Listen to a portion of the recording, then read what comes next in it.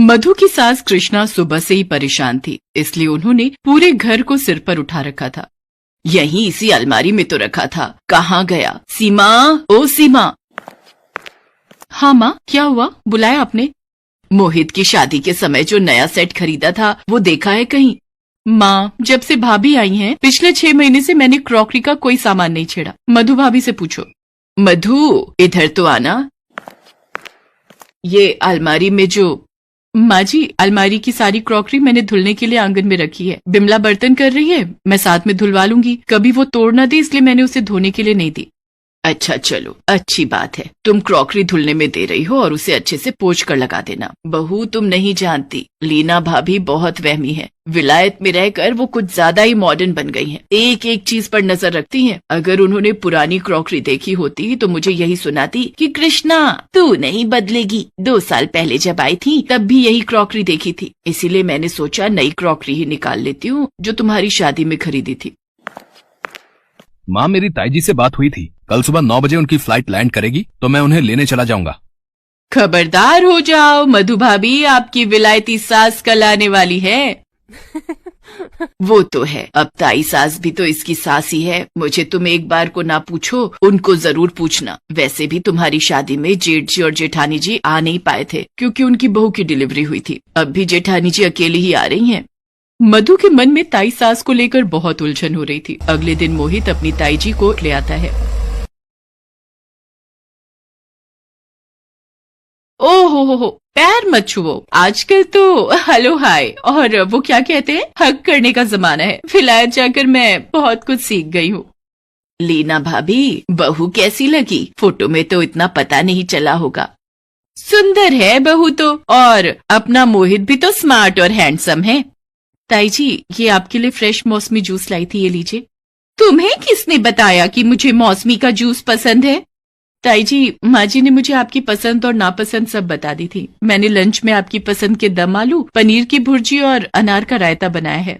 वाह, मुझे तो सुनते ही भूख लगाई। वैसे शैंटी भी मेरे लिए मेरी पसंद का खाना बनाती रहती है, पर तुमने भी बहुत टेस्टी बनाया होगा, मुझे पता है। शैंटी कौन ताई जी?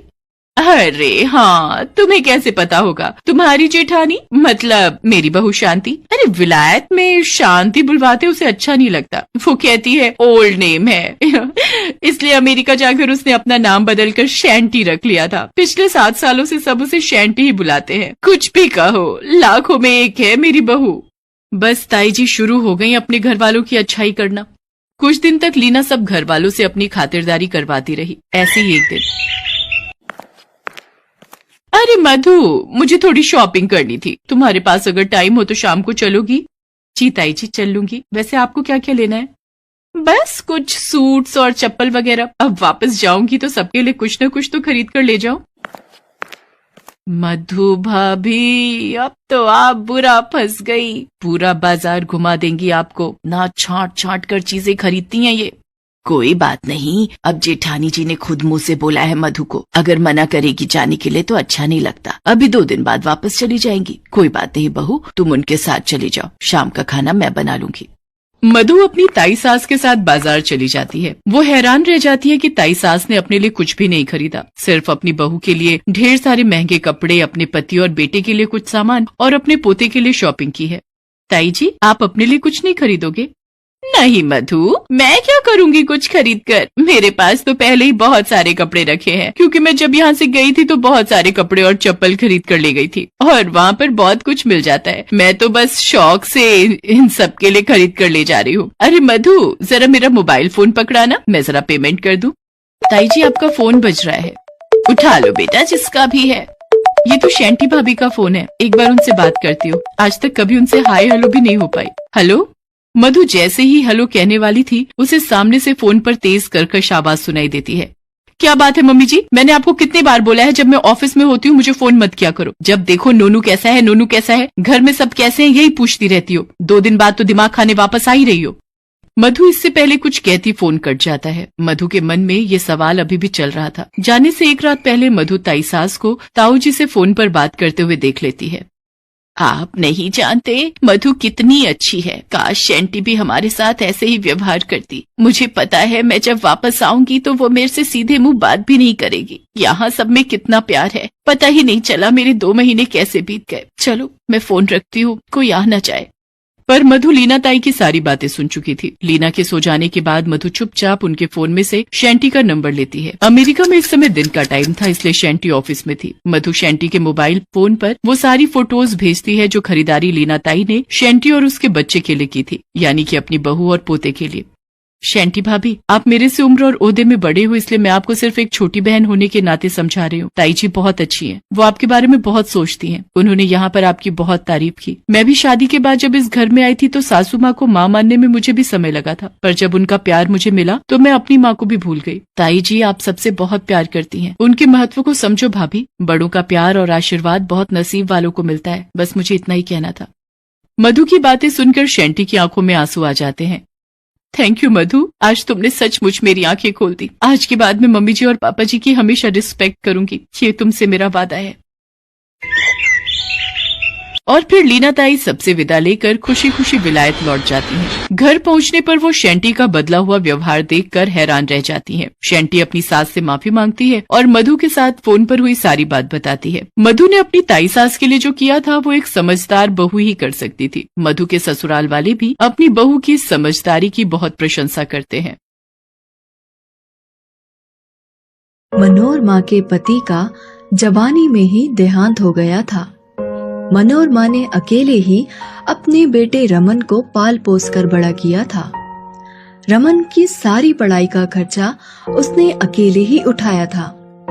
रमन की नौकरी लगने के बाद उसने उसके लिए एक सुंदर सुशील कन्या देखकर उसकी शादी करा दी थी। रमन शहर में रहकर जॉब करता था। उसकी पत्नी शालिनी और माँ मनोरमा गांव में ही रहते थे। अरे ओ शालिनी, शालिनी कहाँ मर गई? क्या हुआ मम्मी जी? क्या हुआ? वे सब छोड़ो, ये बताओ कि बिजली का बिल इतना ज्यादा कैसे आ रहा है? तुम्हें बिल्कुल समझ नहीं है? इतना महंगाई बढ़ा हुआ है, ऊपर से इतना बिजली का बिल। मम्मी जी, लेकिन ये तो पिछले महीने से भी कम है। तो तुम क्या चाहती हो? बिजली का बिल देने में हम अपना घर बार बेच दें? आज के बाद कितनी भी गर्मी हो, घर में एक ही पंखा चलेगा। मई का महीना था। शालिनी का दिन भर काम कर गर्मी से बुरा हाल हो जाता था, लेकिन मनोरमा सिर्फ अपने कमरे में पंखा चलाकर बैठ जाती थी। और जब शालिनी उस कमरे में जाती तो उसे सोना है ये कहकर उसे कमरे से बाहर कर देती। एक दिन जब शालिनी अपने आंगन में काम कर रही थी, तभी एक चूड़ी वाला अपने ठेले पर चूड़ी बेचता हुआ वहाँ आया। चूड़ी ले लो चूड़ी, रंग बिरंगी चूड़ियाँ। शालिनी को बचपन से ही रंग बिरंगी चूड़ियाँ पहनने का बहुत शौक था। चूड़ी वाले को देख खुद को वो रोक नहीं पाई और उसे आवाज दे दी, ए चूड़ी वाले भैया, रंग बिरंगी चूड़ियाँ दिखा देना। ये लीजिए मैडम, एकदम नई डिजाइन की सुंदर चूड़ियाँ हैं, बहुत ही सस्ते दाम पर। शालिनी को चूड़ियाँ बहुत पसंद आती है। तभी वहाँ मनोरमा आ जाती है। क्यों री, तुमको समझ नाम की कोई चीज नहीं है क्या? यहाँ महंगाई इतनी बढ़ती जा रही है और तुम्हें नई चूड़ियाँ पहननी है। मम्मी जी, मेरी सारी चूड़ियाँ घर के काम काज करने में टूट गई है। एक भी अच्छी चूड़ियाँ नहीं बची मेरे पास। वैसे भी तुम चूड़ियाँ पहनकर कौन सा विदेश जा रही हो? चलो चूड़ी वाले भैया, यहाँ से आगे निकल जाओ। ले लेने दीजिए ना ये चूड़ियाँ, इन पर बहुत जचेगी। क्यों रे, अब तू हमारे बीच में बोलेगा? रहने दीजिए भैया, मुझे चूड़ी नहीं चाहिए। इतना कहकर शालिनी उदास होकर अपने कमरे में जाने लगती है और मनोरमा भी वहाँ पर चली जाती है। तभी चूड़ी वाला वे चूड़ी शालिनी की खिड़की पर रख वहाँ से चला जाता है। मनोरमा खिड़की पर चूड़ी रखा देख उसे अपने पास रख लेती है। कुछ दिनों बाद शालिनी की माँ आती है। क्या बात है शालिनी, तुम दिन ब दिन कमजोर होती जा रही हो। क्या बताऊँ माँ, मेरी सास इतनी कंजूस है कि बाजार में जो सबसे सस्ती सब्जी मिलती है वही हमारे घर में बनती है। तभी वहाँ मनोरमा जाती है। हाँ हाँ, क्यों नहीं। यहाँ के साग सब्जियों से इतनी ही दिक्कत है तो अपनी बेटी को खिलाने के लिए सब्जी लेकर आती अपने गांव से। बहन जी, मैं अपने खेत की सब्जियाँ आप लोगों के लिए लेकर आई हूँ। ये सब्जियाँ ये तो कई दिनों से बासी लग रही है, पर कोई बात नहीं, अब आप लेकर ही आई है तो हम रख लेते हैं। मनोरमा सब्जियों की टोकरी लेकर रसोई में चली जाती है और ताजे लाल टमाटर को खाने लगती है। मुझे लगता है मैंने बहुत बड़ी गलती कर दी तुम्हें इस घर में ब्याहकर। अब यही मेरा घर है माँ, मैं ठीक हूँ। रेखा अपनी बेटी का ससुराल में हालत देख बहुत चिंता में पड़ गई थी, लेकिन शालिनी के कहने पर वे वहाँ से चली जाती है। कुछ दिनों बाद भीषण गर्मी के कारण शालिनी बेहोश हो जाती है। मनोरमा शालिनी की हालत देख तुरंत डॉक्टर को बुलाती है। डॉक्टर साहब, क्या हुआ है इसको? गर्मी के कारण शरीर में पानी की कमी हो गई है, पानी चढ़ाना होगा। यह कुछ दवाइयाँ हैं, देते रहिए। डॉक्टर साहब, इन दवाइयों की कीमत क्या होगी? ज्यादा नहीं, यही कुछ 500-800 रुपए होंगे। डॉक्टर साहब, अब आप जा सकते हैं। डॉक्टर के जाते ही मनोरमा दवाई की पर्ची फाड़कर फेंक देती है। छोटी मोटी सर्दी जुकाम के 500,000 रुपए, ऐसे ही घरेलू उपचार से ठीक हो जाएगा। पानी तो लोग ऐसे भी पीते हैं ना। मनोरमा शालिनी को ज्यादा पानी पिलाने लगी और घरेलू उपचार भी करने लगी। ऐसे ही 2 दिन बीत गए, लेकिन शालिनी की तबीयत पर कोई असर नहीं पड़ा। मम्मी जी, आप मेरी माँ को बुला लीजिए या मेरे पति को बुला दीजिए, वरना मैं ऐसे ही पड़ी पड़ी मर जाऊंगी।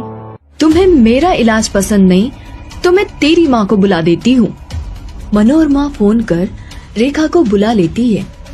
रेखा शालिनी को अपने साथ लेकर चली जाती है और वहाँ उसका अच्छे डॉक्टर से उपचार करती है। एक दिन रेखा मनोरमा के घर आती है। हाय रे, मेरी मति मारी गई थी जो मैंने तेरे घर में अपनी बेटी को बहू बनाकर भेजा। तेरी वजह से उसकी जान चली गई। क्या? शालिनी की जान चली गई? हाँ, तेरी कंजूसी की वजह से उसका सही वक्त पर इलाज ना हो पाया। मैं नहीं चाहती कि तेरा साया भी उस पर पड़े, वरना तुम मेरी बेटी के शव के ऊपर चढ़े फूलों की भी कीमत लगाने लगोगी। मनोरमा वहीं रोने लगती है और खुद को कोसने लगती है। हाय, मुझसे बहुत बड़ी गलती हो गई। आज मेरी कंजूसी के कारण बेचारी मेरी बहू की जान चली गई है। मैं आपसे कंजूसी नहीं करूंगी। तभी शालिनी वहाँ जाती है। शालिनी को देख मनोरमा की खुशी का ठिकाना नहीं होता और वो उसे गले से लगा लेती है। मम्मी जी, बचत करना अच्छी बात है, लेकिन कंजूसी नहीं करनी चाहिए। बेटा, मैं अब से कभी भी कंजूसी नहीं करूंगी। हमें आपको यही समझाने के लिए ये नाटक करना पड़ा। मनोरमा ने कंजूसी छोड़ दी और सभी खुशी खुशी रहने लगे।